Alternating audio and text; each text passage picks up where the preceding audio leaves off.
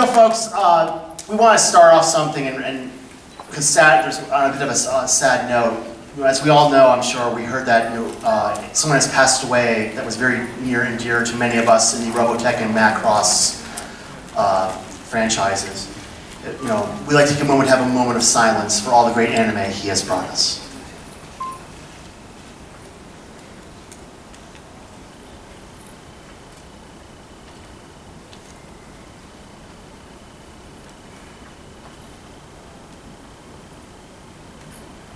Thank you very much.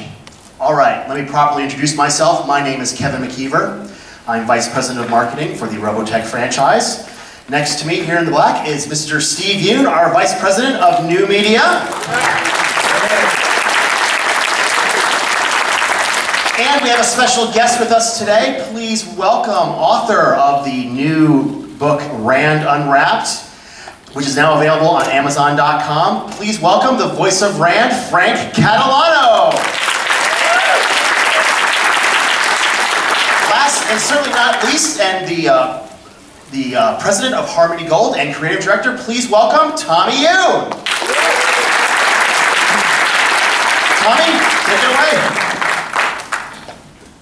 Thank you very much for being here today. I'm, always grateful when we have a packed house like this to see all the old school fans come back for Robotech. It just shows how strong the Robotech fandom is. We're very, at a loss for words to hear of the passing of Noboru Ishiguro. He was very important to the franchise. I mean, there would be no Robotech without Mr. Ishiguro. And we're also grateful for his participation in, coming back and doing the commentary tracks for us for the Macross DVD release. At the same time, just to show you a little bit of what kicked off, there was a little interesting story behind that in which we had the Futurama and also the Simpsons folks contact us to negotiate a license for something. We were really at first kind of befuddled as to what they would want, but the result speaks for itself. Apparently, they contacted everybody from the old school era animated series to get this thing made, and it was very fun for a lot of us. And I want to hand this over briefly to Mr. Catalano. He's been in Robotech since the very beginning, and. Wow, you look so hot with your jacket on. Wow. Is it hot in here, or is it? Actually, it's a lot warmer in this convention center than it was last year, I noticed. Mr. Catalano has always been around since the early days as Rand. And here's one of his most famous... Hey, Brooke, where are you going? Brooke, get a job. There's a story about that one. And we were grateful that he participated in the making of Carl Masek's Robotech Universe. This was a project that Carl had initiated. This was to put together all the folklore of how Robotech came to be, because in all these years, there had never been a making of Robotech. He did put together some articles in Robotech Art 1 and 3, but never before had there ever been a making of Robotech documentary about how it all came together. And when Bob Barron died years back, he was starting to worry that all these valuable stories were starting to disappear to the ages. And this is why we had these folks come back and actually here.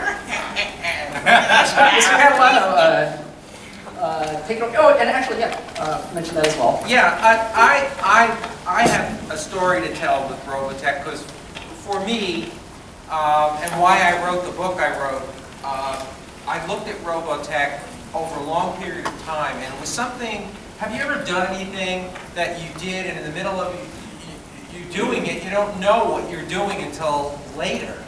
And so we were all thrown in that, and I wanted to write that down, and it was a special experience for me as an actor, as a writer, part of my life story.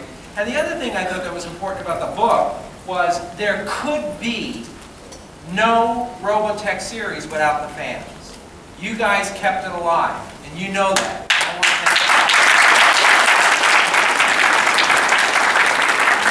You were always there. And so I wanted to write a book about my experience, because when we talked about doing the book, I said to Tommy, I'm not going to write a book about the Robotech stories, because Carl was just wonderful at that. And he could talk about it. That was something I didn't want to do. I wanted to write about my experience and maybe perhaps give you guys a look at what it was like kind of behind the scenes when we made the series. And it was crazy. It was a really crazy kind of situation, and we used to work at 2 in the morning. I don't know if you've ever heard some of the stories. You know, we had this studio called Intersound, and you'd be booked to work at 2 in the morning. You'd go in there, and there'd be nightclubs on Sunset Strips, and people running around and doing all sorts of things. And the other thing, I think, about Robotech, and specifically for me, the new generation, as a writer and as a human being, I always loved those characters because they were normal folks. The new generation people were just guys. Like my character, he was just a guy. He was a young guy who got put in a situation where he had to be called upon to do something spectacular and fight off Invid to save the planet. And he kind of had a good time doing it at the same time. And so I thought that's something that stayed with me all my life. I like the idea of people stepping up and doing what is right. It might not be the Invid, but your boss, your girlfriend, whatever, that we do what's the right thing. We fight the fight. And so, in a way, we're all Robotech warriors. Yeah.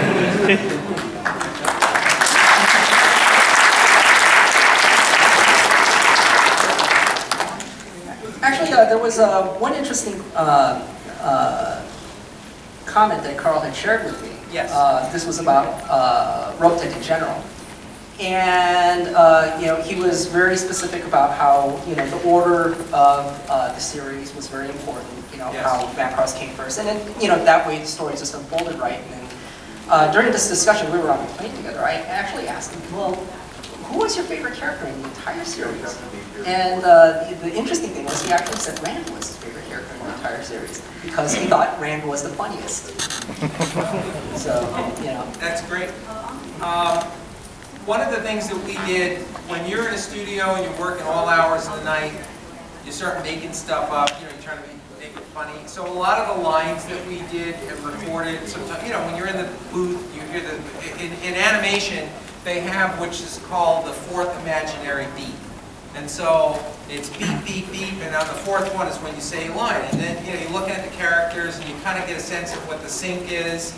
And, you know, remember, we're animating to footage, you know, that's already done. And sometimes in animation they do the voice without the footage. You know, you go in, you record your voice, and then somebody draws it, it's great. But in anime, that's how they do it. So we used to fool around a lot at that time of night to kind of keep it alive. And the get a job line came out of that whole thing. And I used to always tell, I don't know, I think my mom would say, you know, a New Yorker, you're not doing this, I said, get a job. Get a job, you know, kind of a thing. She'd like look at me, and I think I told my kindergarten teacher that one time. What are you going to do? When you're from New York, you know, this is the way we talk. And so it just fit, and we laughed so hard. I'm not sure if it was Kramer or Snegoff, one of the guys were in the studio, and that was it. And then it was back to business, and we forgot about it, but somehow that line got into the final whatever they sent to the network, and I guess the producers decided, or Carl said, "I'll leave it, it's fine." And that's how it got there. Actually, I did have the other half of the story. Oh, please, tell us. Mr. Snegoff. Oh, what's Snegoff? He said there was, in the old days of tape, there was, you had your A roll and you had your B roll. Yes. Your A roll had your primary takes, and your B roll had all your secondary takes, you know, just in case for what you call safety, you know, and just to see if maybe you could spice it up, punch it up a bit. Right. And apparently, I guess the B-roll piece that everybody laughed about was kind of considered a little bit of a joke piece of humor, and it was just there as backup. And there was supposed to be some other line that was supposed to be more poignant, right? And nobody remembers what it is anymore. No.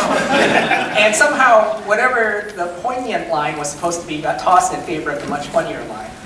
Yes. Yeah. And so, and the thing, I talk about it in my book a little bit, but you know, let me ask a question. Have any of you guys ever been in a play or something, or a movie? All right, good. This is the thing. When you're in a play, you get your script, you know, you look at your script, and you know what your part is. In animation, they go, hi, can you come in on Tuesday? And you go, all right, great.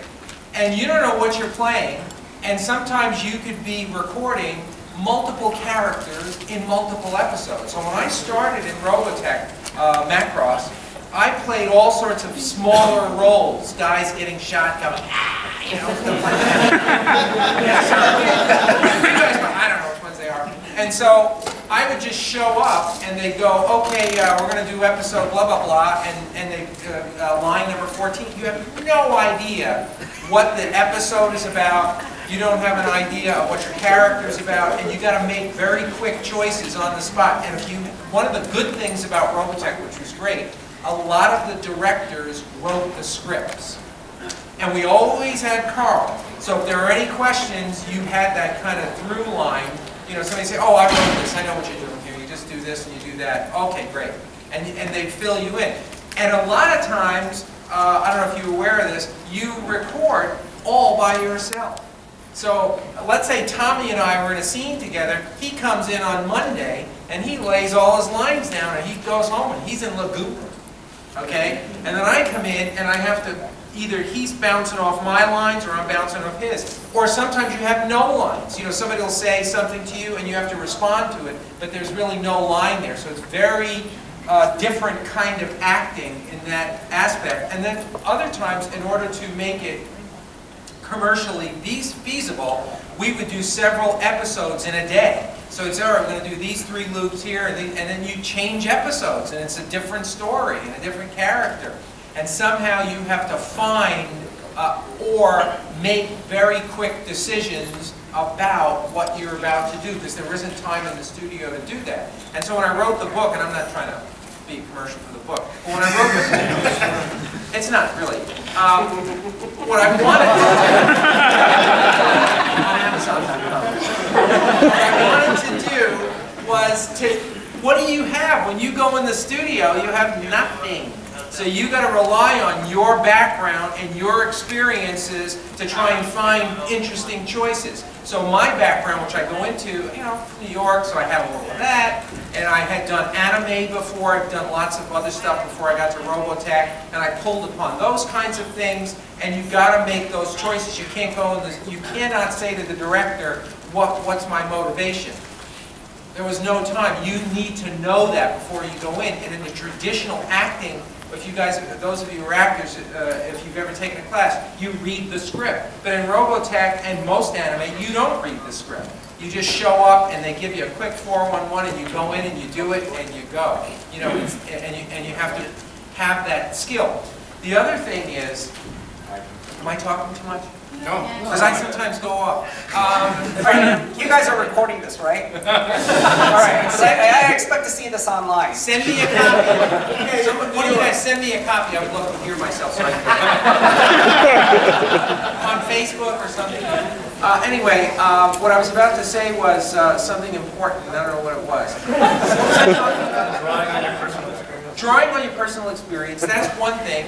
You don't have the script to go for, so you have to trust one another to kind of get it done, okay? And you have to rely on some of the things that you've done in the past, and you kind of, you know, do that, and you try and get it. Oh, I know what I was going to say. You guys are familiar with sync. And now in animation, and I've done series like Ultra 7, in every Godzilla movie you can think of, I think I've done. And Snegoff was there with me. And we've done a lot of stuff together. Live recording or dubbing is one kind of skill, because you have to match the mouths of people. In the book I talk about Greg Snegoff and I, who's my best friend. I love him. I wish he was here. Now he's in Italy, basking in the sun. Not having a care in the world. Greg, I know you're out there.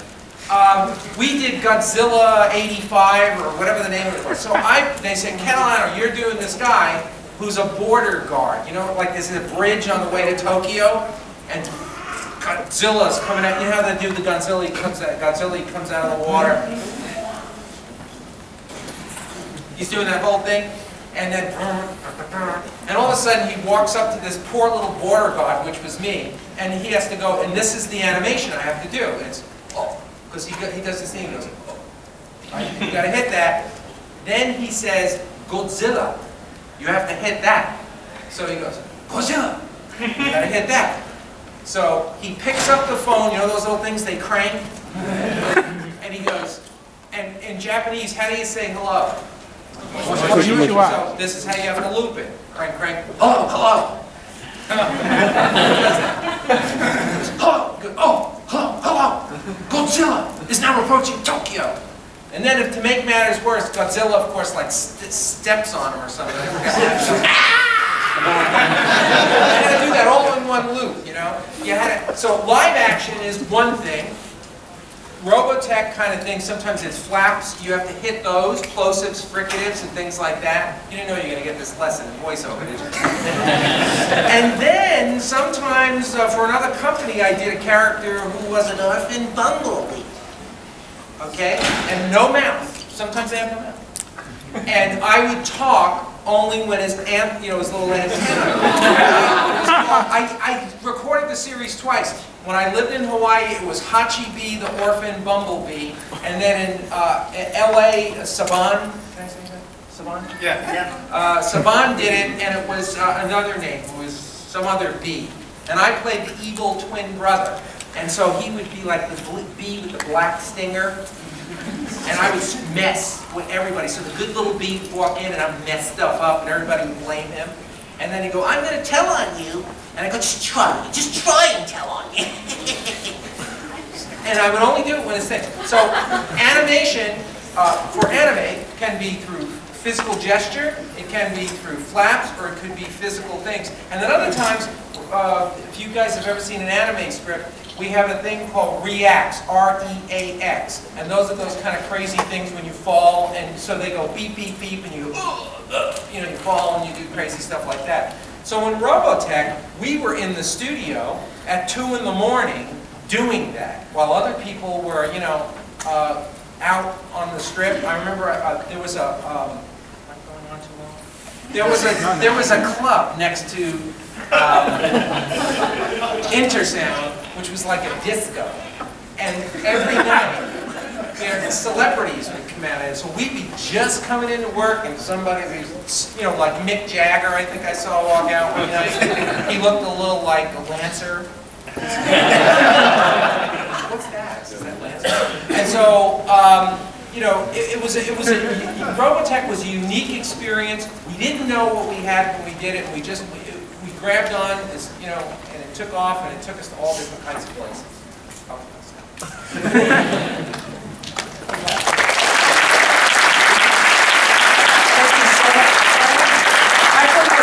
Because Anime Expo was actually generous and gave us a 2-hour block. So don't worry, he'll have time to get your autograph for you.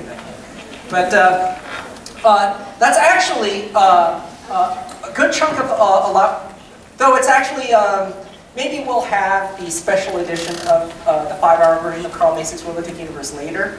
But the current version that we have is very fast-paced, and it covers a lot of what Frank was talking about, is how Robotech actually came to be, how it was produced, and all the behind-the-scenes production details about it.